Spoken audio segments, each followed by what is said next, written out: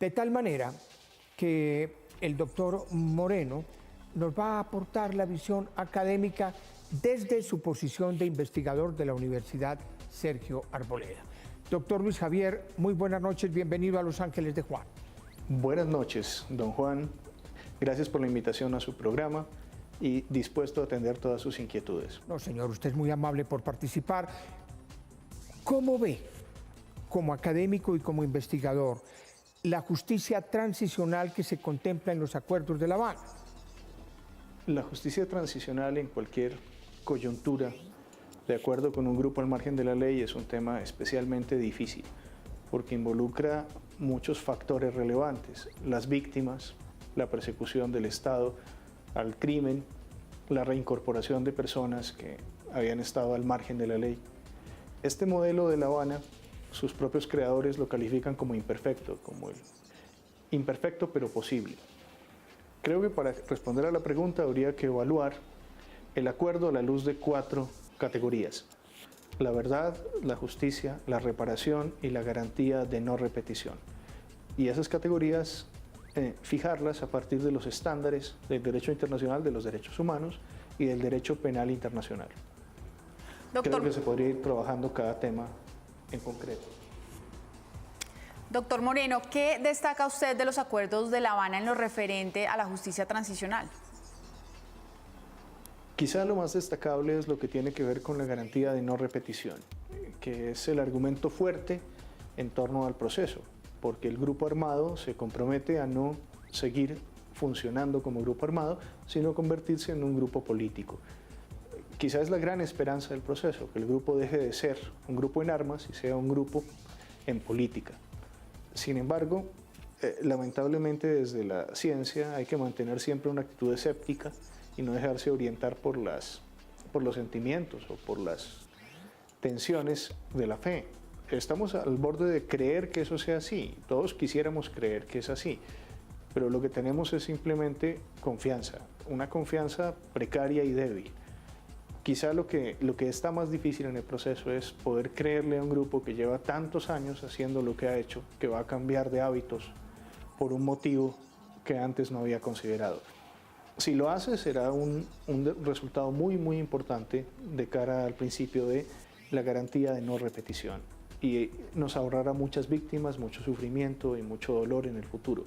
Pero en eso solamente tenemos una expectativa, no es un hecho cumplido. ¿Y qué crítica tiene sobre la justicia transicional? Uno de los puntos más criticables quizá es el tema de la reparación, porque algunos voceros del grupo han dicho que la garantía de no repetición equivale a la reparación. Y quizá eso es desafortunado, porque la reparación tiene que ver con algo que ya no es remediable con el acuerdo, lo que ya pasó. Y la garantía de no repetición está vinculada al futuro, a lo que será después de. Lo que ya ocurrió, y lo que ocurrió fue terrible, con muchas víctimas, mucha gente afectada, merece una respuesta de reparación. Y en el acuerdo la reparación es una tarea que se deja casi que exclusivamente en cabeza del gobierno y del Estado, es decir, de todos los demás. Y no es asumida, como debiera serlo, por el grupo responsable. Y no es asumida con su patrimonio, y no es asumida con sus bienes, que dicen no existir. Creo que ese es un signo preocupante para la confianza en torno al acuerdo, porque una organización de varias décadas de existencia probablemente es difícil considerar que sea insolvente cuando llega el momento de hacer un acuerdo en donde hay que enfrentar a las víctimas y repararlas. Esa súbita insolvencia es por lo menos sospechosa. Doctor Luis Javier Moreno, investigador y académico de la Universidad Sergio Arboleda. Desde su visión académica, ¿usted ve verdad, ve justicia, ve reparación y no repetición para las víctimas en la justicia transicional? Depende del estándar que se aplique. En verdad hay sin duda algunas herramientas de verdad.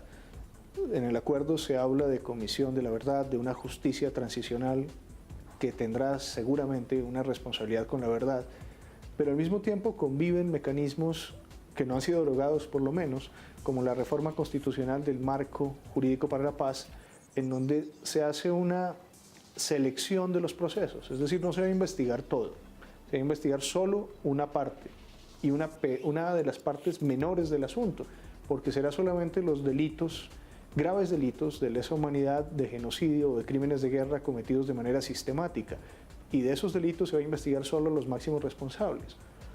Luego parecería que si esa regla se mantiene en el postproceso, pues muchas personas responsables de delitos y causantes de víctimas quedarían sin investigación judicial y lo que nos quedaría sería una verdad no judicial, lo que quizá no es tan satisfactorio para el estándar de verdad. En cuanto a justicia, el debate se centra principalmente en la pena alternativa, que en este caso es una pena no privativa de la libertad, y se discute si la pena alternativa debe o puede ser de prisión. Creo que el tema, más allá de la pena, tiene que ver con la investigación judicial de los hechos y con esa dolorosa receta de los procesos transicionales de perder la memoria, de hacer amnesia, de llegar a la amnistía o al indulto. Y es difícil conciliar la memoria con la situación de la víctima y con la justicia. En cuanto a la garantía de no repetición, como decía antes, todo es un acto de fe en este momento, porque no sabemos bien cómo será la suerte de las armas. Se habla de dejación, que es un término complicado, equívoco. Se habla también de que no habrá desmovilización mientras no haya amnistía, eso es lo que he escuchado últimamente. Entonces el acuerdo tiene unas condiciones para cumplirse que se le van agregando al propio acuerdo. Y parece que no basta con la decisión de la mayoría de la población sobre su texto, sino que va a ser necesario esperar a cómo se implementa y a partir de esa implementación veremos qué puede pasar. Finalmente creo que el mayor riesgo de lo que está en juego es el riesgo institucional, porque este proceso ha llevado no solamente a cambiar la justicia, ha llevado a cambiar muchas instituciones constitucionales, entre ellas la reforma a la Constitución, para adoptar de manera rápida, expedita, una serie de cambios que pueden ser más o menos profundos a la Constitución y al funcionamiento institucional, y que nos puede hacer muy pronto irreconocible a nuestro Estado. Ese es un riesgo que no se ha concretado, pero es un riesgo peligroso para las instituciones que es necesario considerar con prudencia y con precaución.